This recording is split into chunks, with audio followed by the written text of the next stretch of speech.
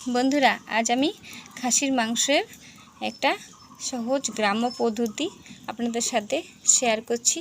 আমি হাফ কেজির মতো খাসির মাংস নিয়ে তার মধ্যে লবণ, হলুদ, কাঁচা সর্ষের তেল, একটু লেবুর রস দিয়ে ম্যারিনেট করে রেখেছি প্রায় আধ ঘন্টার মতো। তারপর আমি আলু ভেজে নিয়েছি।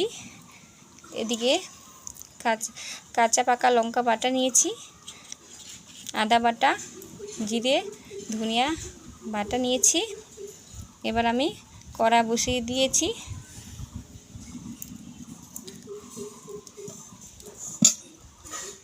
কড়া বসিয়ে দিয়ে ওতে আমি গোটা এলাচ, শুকনো লঙ্কা, তেজপাতা, জিরে ফোড়ন দিয়েছি। তেলের মধ্যে ভেজে রাখা আলুর যে তেলটা বেঁচেছিল ওর মধ্যেই এবার আমি মাটনগুলো দিয়ে দেব।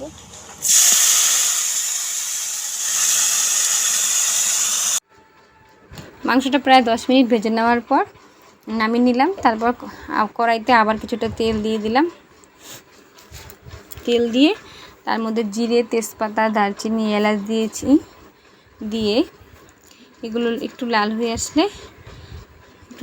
আসলে দিয়ে দেব পেঁয়াজ, রসুন, গোটা পেঁয়াজ হাফ করে কেটে রাখা, 3 ভাগের 1 ভাগ করে কেটে রাখা রসুন গোটা, আবার কতগুলো ছাড়ানো, এমন করে দিয়ে দেব। দিয়ে একটু লালচে করে ভেজে নেব। লালচে হয়ে আসলে আপনারা চাইলে এক্ষেত্রে বলা দরকার যে আপনারা চাইলে পেঁয়াজ রসুন বেটে নিতে পারেন, কিন্তু আমি এখানে পেঁয়াজ রসুন বাটা ইউজ করিনি, গোটা পেঁয়াজ গোটা রসুনই ইউজ করেছি।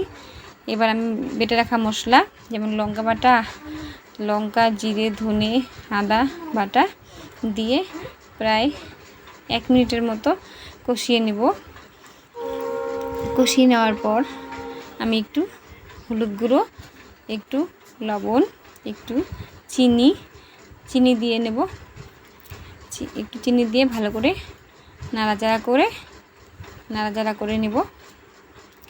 আপনারা দেখতে পাচ্ছেন আমি এখানে একদম সামান্য পরিমাণ তেল দিয়েছি, কারণ মাংসটা যখন আমি ম্যারিনেট করেছি তখন আমি ওখানে বেশি তেল দিয়েছি। একটা টমেটো পেস্ট করে রেখেছিলাম, সেটাও দিয়ে দিলাম। এরকম করে আমি প্রায় 1 মিনিট আবার কষিয়ে নেব। টমেটোটা দিয়ে একটু চিনি দেওয়াতে এর কালারটা খুব ভালো আসে। প্রায় 1 মিনিট কষিয়ে নেওয়ার পর আমি এবার মাংসটা যে আমি ম্যারিনেট করেছি আবার পরে 10 মিনিট ভেজেছি, তেলটা খুব বেশি হয়ে গেছে, কিন্তু একটু কম দিতে চেয়েছিলাম, বেশি হয়ে গেছে। এবার আমি মাংসটা দিয়ে প্রায় 15 মিনিটের মতো ঢেকে কষিয়ে নেব। এভাবে আমার মা আগেকার দিনে মাংস রান্না করতো, যখন আমরা খুব ছোট ছিলাম, 4 ভাই বোন ছিলাম। এভাবে মাংস রান্না করলে খেতে খুব স্বাদ লাগে। আমাদের ছোটোবেলায় খুবই স্বাদ লাগতো। আমরা সবাই এইভাবে একসাথে খেতে বসতাম, আমরা 4 ভাই বোন। সে আমার আগেকার দিনের কথা মনে পড়ে। যাই হোক, অনেক গল্প করলাম। এবার আমি ভেজে রাখা আলুগুলো দিয়ে দিলাম, দিয়ে আর একটু কষিয়ে নিলাম। প্রায় 15 মিনিটের মতো ঢেকে কষিয়ে নেব।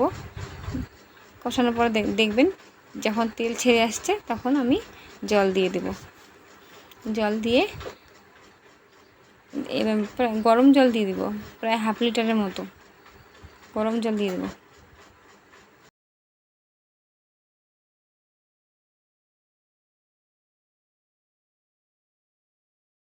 এখন আমি ছোট কড়াই থেকে বড় কড়াইতে অল্টারনেট করে নিলাম। ছোট কড়াইতে জল দিয়ে দেখা যাচ্ছে জায়গা হচ্ছে না, আমি বড় কড়াইতে দিয়ে দিলাম। বড় কড়াইতে জল দিয়ে দিলাম একটু বেশি করে, দিয়ে ঢাকা দিয়ে দিলাম। প্রায় আধ ঘন্টার মতো সেদ্ধ করে নেব। মাংসটা হয়ে গেছে। এখন আমি গরম মশলা বাটা দিয়ে দেব। গরম মশলা বেটে দিলে খুব ভালো লাগে এর স্বাদটা খেতে। এবার আমি আরও 10 মিনিট পর রান্না করে নেব, তারপর নামিয়ে নেব। মাংসের ঝোলটা নামিয়ে নিয়ে আপনাদেরকে দেখাচ্ছি। দেখুন কি সুন্দর হয়েছে কালারটা। আজকে এই পর্যন্ত। আগামী দিনে আরেকটা নতুন ভিডিও নিয়ে হাজির হব। আপনারা ভালো থাকবেন, সুস্থ থাকবেন।